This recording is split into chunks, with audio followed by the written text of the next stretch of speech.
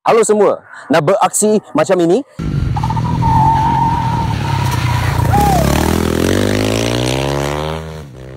Ataupun nak buat wekang macam ini?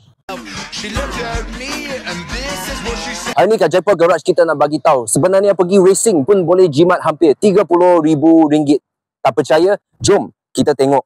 Ini guys adalah SMA 450 daripada KTM tahun 2023, datang dengan enjin yang baru siap rebuild. Rebuild pada 100 jam. So jadi maksudnya you beli, you terus boleh pergi track. Setiap servis hanya satu botol sahaja. Motor 300V punya, lebih kurang RM100 setiap 8 jam. Sangat baloi dan sangat sesuai untuk korang nak pertingkatkan racecraft anda. Seat datang stok standard daripada kilang, anti-slip punya. Dan sebab ini adalah SMA 450, dia datang dengan enjin 450cc yang menjana lebih kurang 60-70 horsepower. Dapat top speed 120, 30, 150 lebih pun boleh atas track. Ini memang monster lah guys. Ada engine guard as service juga, okay? Untuk korang kalau main track tak perlu takut tumbang.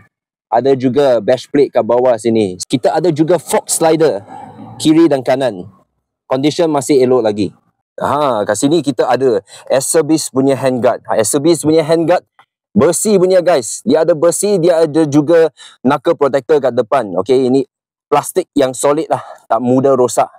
Okay, sesuai untuk kalau korang tumbang tapi tangan korang masih elok lagi sebab dilindungi S-Service handguard ini. Brand braking punya masih baru, masih licin, nampak tak? Dalam sini kita pakai Brembo Z04 punya brake pad. Ini kalau satu pertukaran pun sudah RM600 baik. Masih ada 50% lagi. Tak perlu tukar begitu cepat. Sini adalah Brembo RCS17 punya master pump. Ini modal pun sudah RM1,500. Jimat dah beli jentera ni, dapat free master pump Brembo. WP suspension guys. Ini barulah betul-betul supermoto. Tengok, wow, lagi panjang daripada phone saya. Dan untuk version 2023 punya SMA datang siap dengan Alpina punya rim. Alpina punya rim ini depan belakang sudah 9-10 ribu. Kalau korang nak beli second set punya rim, kita pun ada second set untuk dijual. Setengah harga sahaja tuan-tuan dan puan-puan. Pakai Medzler apa? Racetech Supermoto dengan race slick kat depan. Untuk belakang kita ada stapler punya design. Masih baru lagi guys. Ini boleh pakai 4 ke 5 track day lagi. Tengok condition rantai dan sprocket masih bersinar lagi. Tak perlu buat apa-apa. Oh, apa ni guys? Tengok. Wow, ada expansion chamber lagi. Ini 4-stroke punya engine guys.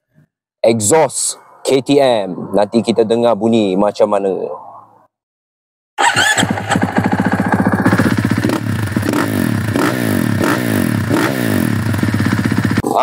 Jadi guys, itulah bunyi engine yang baru rebuild. Tak sampai 1 jam tau guys. Supermoto, okay, kena ada juga transmission yang cantik. Sebagai contoh, kita ada yang ini 5-speed punya, ada slipper clutch. Untuk korang buat agresif punya downshift, buat agresif punya maneuver.